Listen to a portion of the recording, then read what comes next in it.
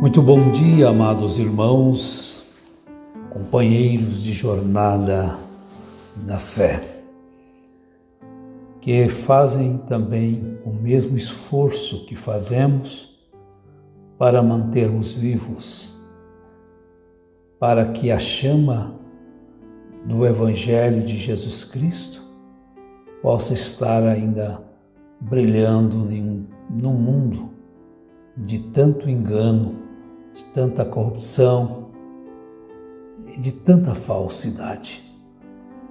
Que Deus nos dê força, nos encoraje e que não venhamos jamais nos desanimar desta jornada até que terminemos tudo aquilo que está proposto por Deus, para que assim nós possamos sermos legitimamente coroados, como ao terminarmos a nossa jornada, e podermos com confiança dizermos como Paulo disse, quando estava aproximando o seu momento: o tempo da minha partida se aproxima. Combati o bom combate, guardei a fé. Nosso assunto é coparticipantes. E participantes, porque às vezes você não participa diretamente de uma coisa, mas se torna coparticipante. Nós somos participantes, da glória de Deus, por Jesus Cristo. Jesus Cristo nos deu esta condição, não é verdade? Então nós batalhamos pela fé que uma vez foi dada aos santos e cooperando juntamente convosco, para chegarmos até onde Deus quer que nós cheguemos. Paulo, escrevendo aos Hebreus, no capítulo 10, ele diz assim àqueles irmãos lutadores, verso 32 a seguir: Lembrai-vos, porém, dos dias passados, em que, depois de serdes iluminados, suportastes grande combate de aflições. Às vezes fostes expostos como em espetáculo, tanto de opróbrios quanto de tribulações. Às vezes vos tornastes coparticipantes com os que deste modo foram tratados. Não somente vos compadecestes dos que estavam nas prisões, mas também com gozo aceitastes o espólio dos vossos bens, sabendo que tendes possessão superior e permanente.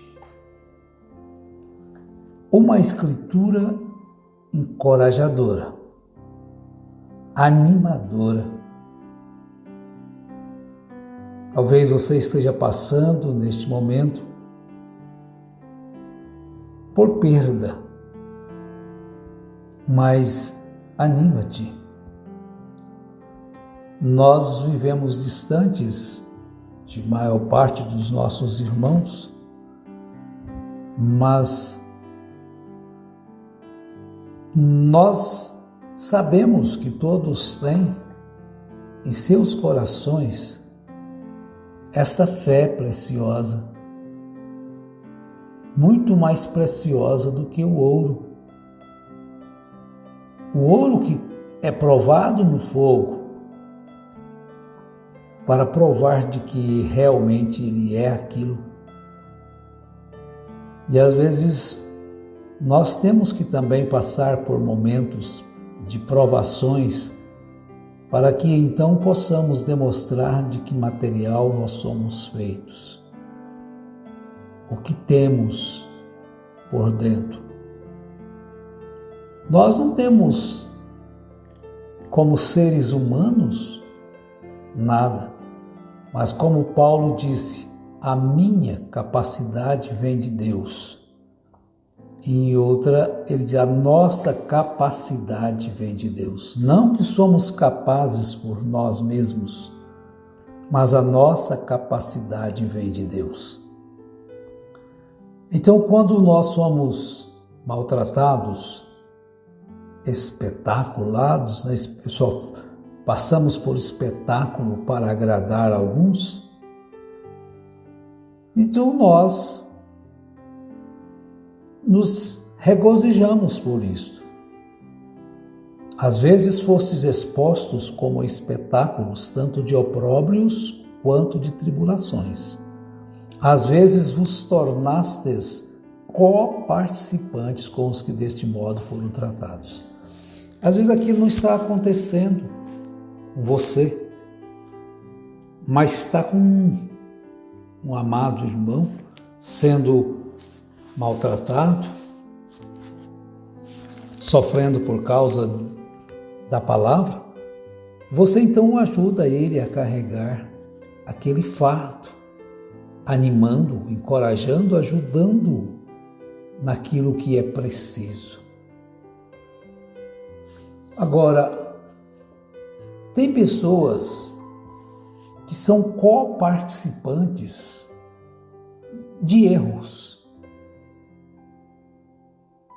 Co-participantes de erros.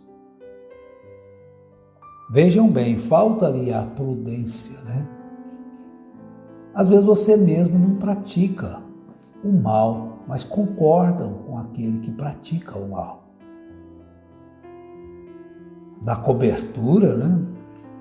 Se torna co-participante do crime, se torna co-participante do erro. Agora, Paulo, ele recomenda a Timóteo, na primeira carta, no capítulo 5, ele traz recomendações importantes. Ele diz assim a partir do verso 17,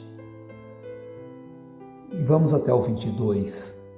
Inclina o teu ouvido e ouve as palavras dos sábios, aplica o teu coração ao meu conhecimento, pois te será agradável guardá-las no teu coração, se aplicares todas elas aos teus lábios.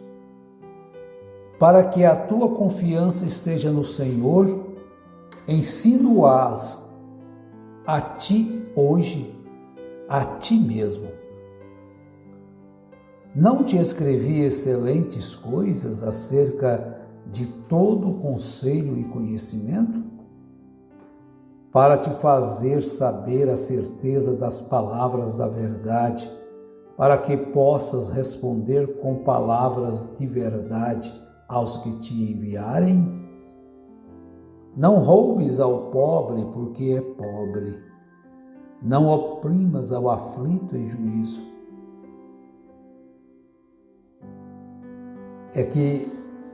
E não roubes ao pobre porque és pobre, porque é pobre. Eu estou lendo Provérbios 22, né? E eu citei 1 Timóteo 5, 22. Então, vamos voltar lá em Timóteo 5, 22. Diz assim: Conjuro-te diante de Deus, o verso 21, conjuro-te diante de Deus e de Cristo Jesus e dos anjos eleitos que sem prevenção guardes estas coisas, nada fazendo com parcialidade. A ninguém imponhas precipitadamente as mãos ou os conselhos de Paulo. Nós estávamos lendo conselhos de Salomão, mas aqui depois a gente volta lá para concluir. Paulo aconselhando Timóteo. Houve uma pequena confusão aqui nas referências, né? Então ele diz: guardes estas coisas, nada fazendo por parcialidades. É o verso 22. A ninguém imponhas precipitadamente as mãos, nem participes dos pecados alheios. Conserva-te a ti mesmo puro. Como então você poderá conservar-te a ti mesmo puro? Observando os conselhos escriturísticos. Veja o que Paulo está escrevendo. Não sejas participantes dos pecados alheios. Conserva-te a ti mesmo puro. Não seja conivente com o erro.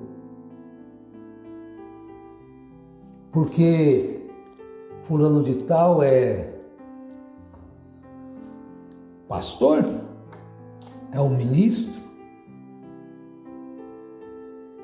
Aí no mundo, eles tentam abafar tudo, porque é uma autoridade, mas o mundo é o mundo, meus irmãos. O mundo jaz no maligno, mas Paulo está dizendo para você, para mim, para nós não nos comprometermos com os pecados alheios, mas procurar conservar-nos a nós mesmos puro, a você mesmo puro, a você mesma pura. Não seja participante, não dê cobertura ao pecado alheio, não seja coparticipante do erro alheio. Viva uma vida pura que agrade ao Senhor. Uma vida que Deus, ao olhar para ti, esteja satisfeito. Eu quero concluir aqui em Provérbios 22, com o verso 26. Não estejas entre os que se comprometem, que ficam por fiadores de dívidas. Se não tens com que pagar, por que tirariam a tua cama de debaixo de ti? Agora vejam bem,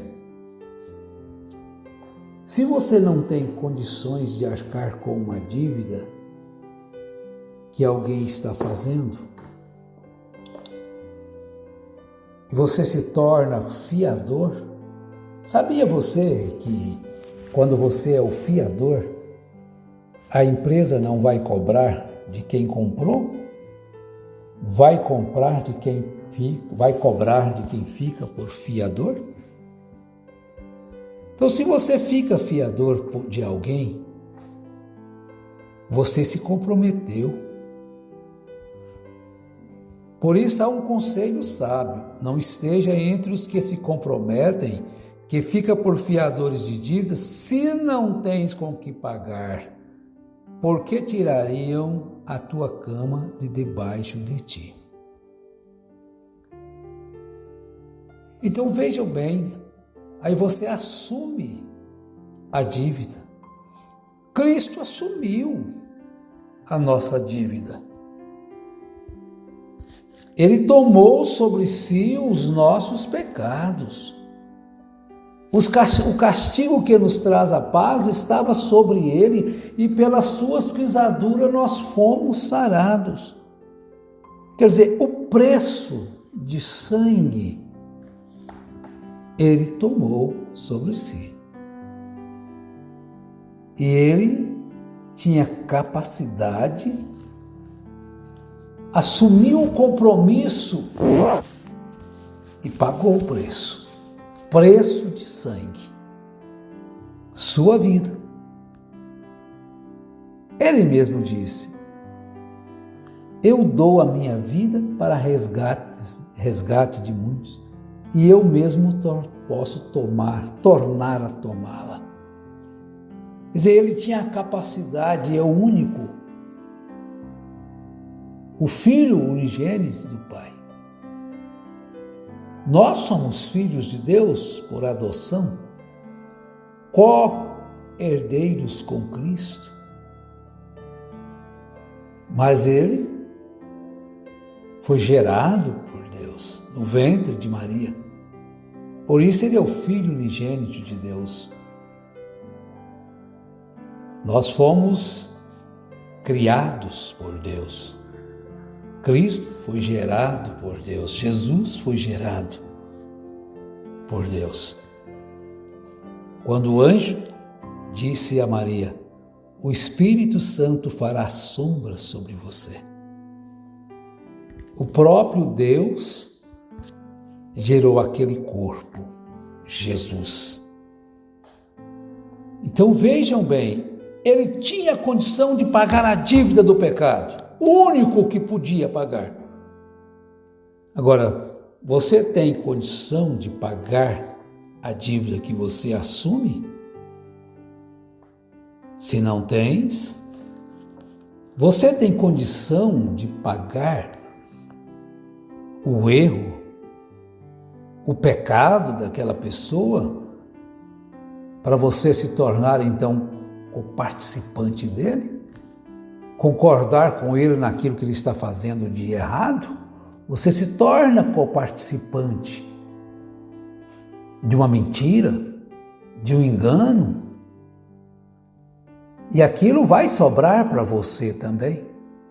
Então atenta para os conselhos sábios deixados por Deus através dos seus profetas, dos pregadores da Bíblia Sagrada, para que então nós tenhamos vida tranquila. Fica o nosso conselho de hoje.